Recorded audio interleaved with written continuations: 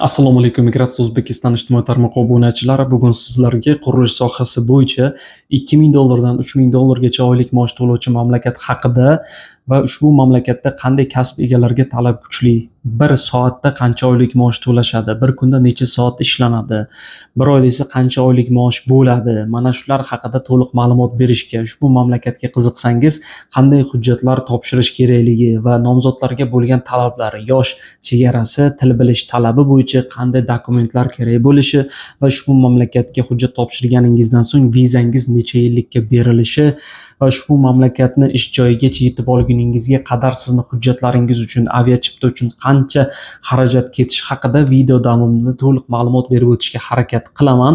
Agarda sizga ushbu mamlakat va kasb yo'nalishlari yoqmasa, balki boshqa mamlakat haqida fikringiz bo'lsa, izohlarda yozib qoldirasiz. Balki keyingi video sizni fikringizni inobatga olgan holda bo'lishi mumkin. Ana endi ushbu mamlakat qaysiligi haqida to'liq ma'lumot berib o'taman. Siz esa video pastida yoqdi degan belgi bor, mana shu belgini bosib bizni qo'llab-quvvatlashda davom eting. Xo'p, bu mamlakat Isroil.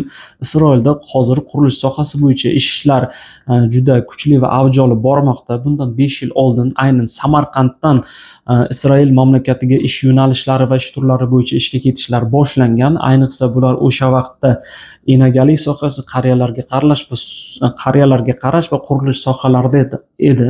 Hozir O'zbekiston bo'ylab qurilish sohalarida ko'pchilik Isroil mamlakatiga ishga jo'nab ketishmoqda va eng kerakli ish yo'nalishlari qurilish sohasida bu apolovkachi, armaturchi, g'isht teruvchi, payvandchi, plitka teruvchi, suvoqchi va bo'yoqchi. Xo'p, bilmaganlar uchun aytib o'taman. Apolovkachi bu apolovka o'rnatasiz, armaturachi bu armatura to'qiysiz, g'isht teruvchi bu g'isht terish, payvandchilik bu svarshilik, xo'p, suvoqchiligi bu deylik shpaklovka, suvoq bilan ishlaysiz, kafilni, klik, rotman, mana shular bilan, bo'yoqchi esa emulsiya hamda kraskalar bo'yicha ishlaysiz. Xo'p, ana endi ushbu mamlakatda bir soatda eng kam oylik ish haqini aytib o'taman. Bir soatlik ish haqqisi bu 34 shekelni tashkil etadi. Isroilning o'zini pul birligi bu shekel deyiladi. 34 shekel hozirgi kunda $12 ni tashkil etadi. Ya'ni siz qurilish sohasini mana shu yo'nalishida 1 soat ishlab bersangiz $12 to'lashadi. Bir kunda 10 soat, 12 soatgacha ish bo'ladi. Agar 10 soat ishlasangiz $120, 12 soat ishlasangiz esa $140 ni tashkil etadi. Xo'p, ana endi bir kunda 12 soat, 10 soat ishlansa, bir haftada esa 6 kun ish, bir kundan dam kuni juma kuniga to'g'ri keladi. Juma kuni ishlamaysiz va dam olasiz. Xo'p, bir oyda esa mana shu kunlik ish haqqilarini faqat juma kunini ayirib tashlagan holda bir oyda qancha bo'lishini hisoblab ko'rishingiz mumkin o'zingiz oylik maoshlaringizda.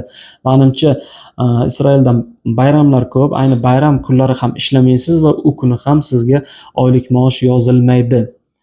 Va Isroilga mana shu ish o'rinlarida hujjat topshirish uchun qanday talablarga mos kelish kerak? Bunda faqatgina erkaklar 25 yoshdan 45 yoshgacha bo'lishlari kerak, rus tilini bilishlari kerak muloqot darajasida.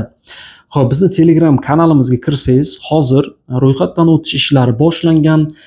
Toshkent Yashnobod shahri monomarkazida Isroil ish beruvchilari bilan 8-9 iyun kunlari suhbat va amaliy imtihon bo'lib o'tadi. Mana shulardan xabardor bo'lib turish uchun, balki boshqa Germaniya, Angliya bo'yicha vakansiyalarga ega bo'lish uchun bizning Telegram kanalimizga obuna bo'ling. Xo'p, hozir sizga Migratsiya O'zbekiston rasmiy Telegram kanaliga qanday obuna bo'lishni ko'rsataman. Telefon orqali yozib olingan video ma'lumot. Xo'p, hozir plus Telegram, kimda Telegram bo'lsa, mana shu ilovaga kirib olish kerak. Mana shu ilovaga kirganingizdan so'ng bu yerda poisk tugmasini bosasiz, ya'ni o'zbekchada qidiruv, va mana shu yerda katta harflar bilan migratsiya deb yoziladi va bu yerda pastki chiziq O'zbekiston. Xo'p, yozganingizda O'zbekiston migratsiyasi kelib chiqadi. Mana shu Migratsiya O'zbekiston rasmiy Telegram kanalining ustiga bosganingizda bu yerda ishchi vakansiya Germaniya bo'yicha va balki Janubiy Koreya, Kanada, boshqa davlatlar bo'yicha, Birlashgan Arab Amirliklari va dunyo bo'yicha 30 ta davlatga yaqin mamlakatlar ichidan ishchi vakansiyalar taqdim etiladi. Oylik maoshlar, ketish xarajatlari hammasi to'liq aytib o'tilgan. Mana shu bu yerda qoldirilgan havola orqali onlayn ro'yxatdan o'tish havolasiga kirib, ro'yxatdan bemalol o'tishingiz mumkin bo'ladi, agarda sizga qaysi tur davlatdagi bo'sh ish o'rni va vakansiya ma'qul kelsa. Xo'p, suhbat bo'ladi ish beruvchilar bilan nomzodlar o'rtasida suhbat qanday bo'ladi? Siz mana shu aytib o'tilgan yo'nalishlari bo'yicha bordingiz Toshkentga Isroil ish beruvchilari bilan imtihondan o'tish uchun va suhbat qilish uchun. Birinchi sizga aytiladi, ya'ni siz shpaklovkachisiz yoki bo'yoqchi yoki g'isht teruvchi. Oldingizda yilliktacha g'isht va rastvor bo'ladi, suvoq. Ya'ni o'shani ish beruvchilarning ko'zini oldida sivab berishingiz, g'ishtni terib berishingiz kerak bo'ladi. Shpaklovkachilar esa ko'rsatib berishlari kerak ishlardan namuna. Birinchi imtihon mana shu, ikkinchi imtihon esa rus tilidan suhbat bo'ladi. To'g'ri, Isroilning o'zini tili yevriy tili, lekin yevriy tilni o'zbekistonliklar o'rganishi bu o'zimizga umuman begona bo'lgan, hattoki bu til bo'yicha to'garak guruhlari ham juda kam. Deylik, Samarqandda borligini bilaman, boshqa viloyatlarda bormi yo'qmi bilmadim. Hattoki YouTube ijtimoiy tarmoqlarda ham bu tilni o'zbekchadan yevriychaga o'rganish uchun ko'rsatib o'tilgan to'garaklar yo'q. Shuning uchun til bo'yicha talab rus tilini tashkil etadi. Xo'p, Isroilda ko'p yevriylar bor. Isroil unaqa mamlakat deyishingiz mumkin. Isroilni 40-45% ni arablar tashkil etadi. Ya'ni arablar va u yerga ishga borgan chet el musofirlari. Xo'p, ana endi deylik ish beruvchi siz bilan suhbat qiladi. Suhbatga to'xtaladigan bo'lsak, xo'p, suhbatda aytiladigan va so'raladigan savollar. O'zingizni tanishtiring, rus tilida o'zingizni tanishtirasiz. Bu sohada necha yildan beri ishlayapsiz? Qaysi mamlakatlarda bo'lgansiz? Isroil haqida sizni fikringiz. Siz rus tilida sizdan so'ralgan savollarga javob berishingiz kerak bo'ladi.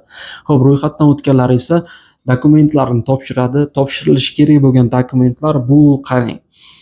Qizil pasportingiz, 3x4 ko'rinishda oq fonda suratingiz kerak bo'ladi va keyingisi sudlanmaganlik haqida hujjatingiz kerak bo'ladi. Xo'p, ana endi oxirgi tugatgan ta'lim turingiz. Kimdir 11 yillik maktab bo'lsa, attestat, kollej bo'lsa, diplom, litsey, universitet, institut, magistratura bo'lsa ham diplomingizni topshirib ketishingiz kerak bo'ladi va hujjatlaringizga qo'shib testdan va imtihon va suhbatdan o'tganlar $500 to'lov qilishadi hujjatlari bilan birga. 3 oydan 6 oygacha bo'lgan vaqt oralig'ida sizga 5 yillik Isroil ishchi vizasi beriladi va ana undan keyin qolgan to'lovni qilishingiz mumkin bo'ladi va 5 yil xohlagan vaqtingiz Isroilga borib ishlab, xohlagan vaqtingiz O'zbekistonga kelib ketishingiz ham mumkin. Agarda har oy yoki har 6 oyda bir marta yoki 1 yilda bir marta kelaman deganlar uchun kelib ketish imkoniyatlari ham bor. Xo'p, ana endi ketish xarajatlarini, talablarini aytib o'tdim. Xo'p, Telegram kanalimizga a'zo bo'lsangiz, balki Isroil bo'lmasa Germaniya, Kanada, Norvegiya, Finlandiya, Shvetsiya, Niderlandiya, Daniya haqida, Avstraliya, Janubiy Koreya, Yaponiya mamlakatlari tomonidan taklif etilayotgan ish o'rinlarimiz bor. O'sha mamlakatlarga hujjat topshirishingiz mumkin bo'ladi, agarda sizga Isroil qiziq bo'lmasa. Xo'p, ana endi sizga to'liq ma'lumot aytib o'tdim deb o'ylayman. Keyingi videolarda ko'rishguncha salomat bo'ling. Sizlar bilan dunyo davlatlari migratsiyasi bo'yicha ma'lumot beruvchi Asadbek Hasanov